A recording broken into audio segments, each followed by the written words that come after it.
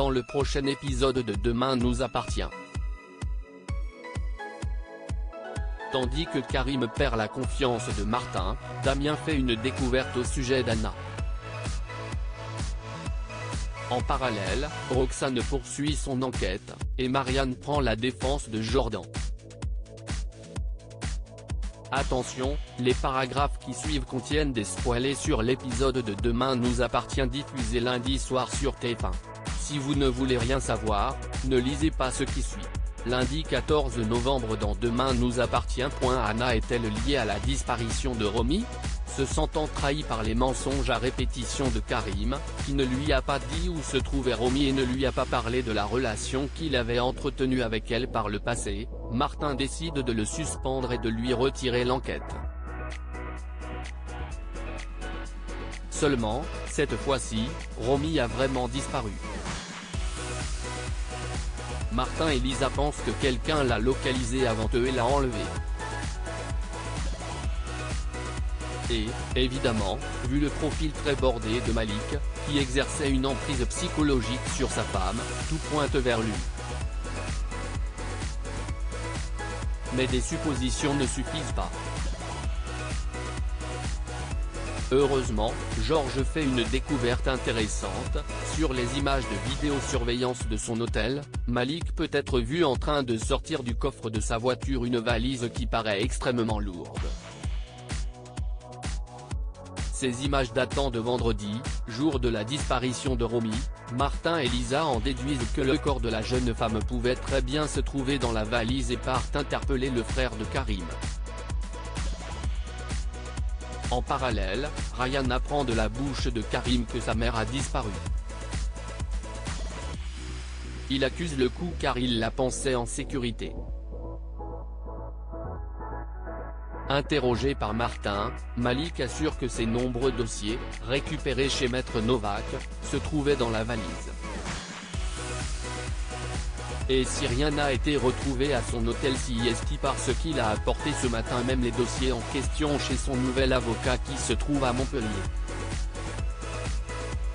Quant à la valise, il jure l'avoir jetée à Montpellier, dans la rue, près du cabinet.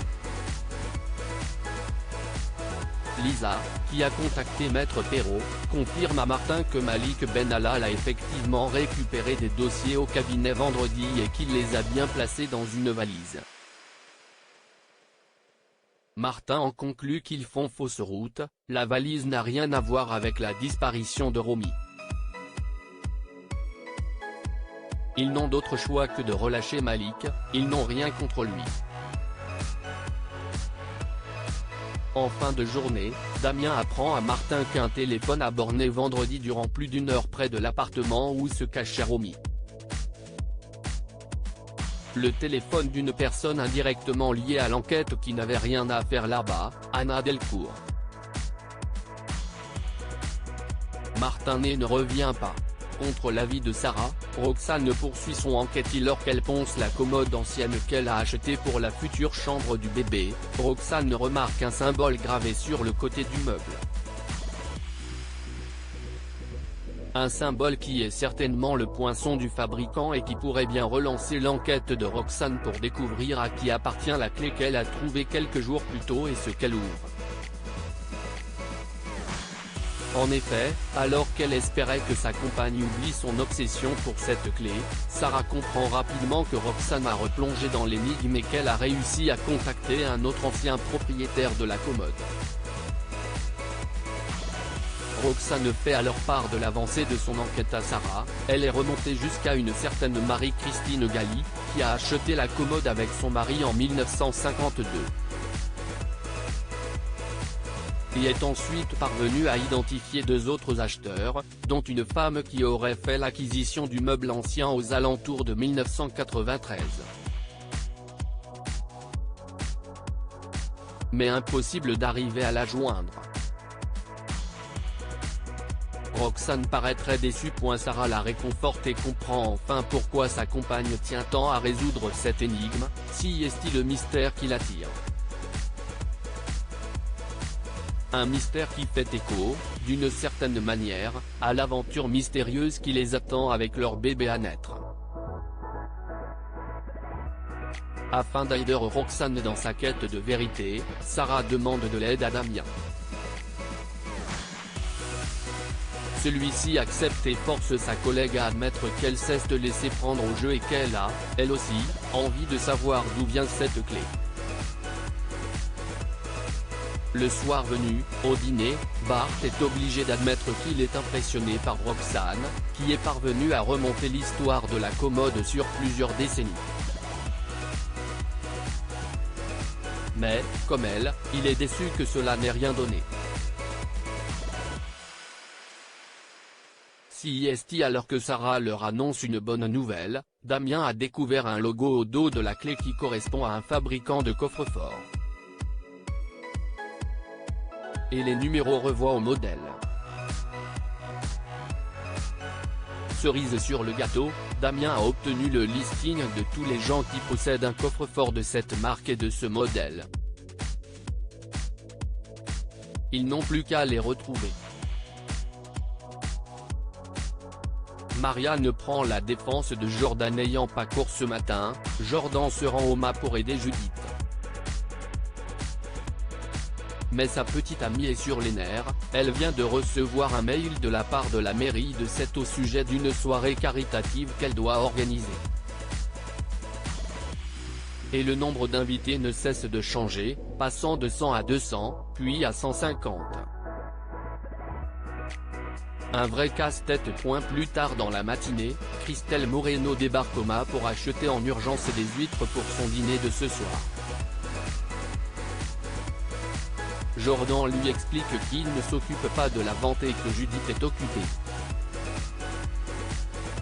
Il lui demande donc de patienter mais Christelle, qui est pressée, insiste, ce qui ne plaît guère à Jordan qui se montre quelque peu désagréable en retour. Très mécontente, Christelle Moreno quitte les lieux sans ses huîtres.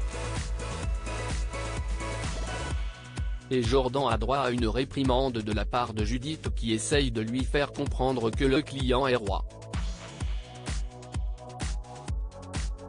Heureusement pour Jordan, Marianne, qui a croisé Christelle en arrivant au MA, prend la défense de Jordan, elle sait à quel point Madame Moreno peut se montrer insupportable.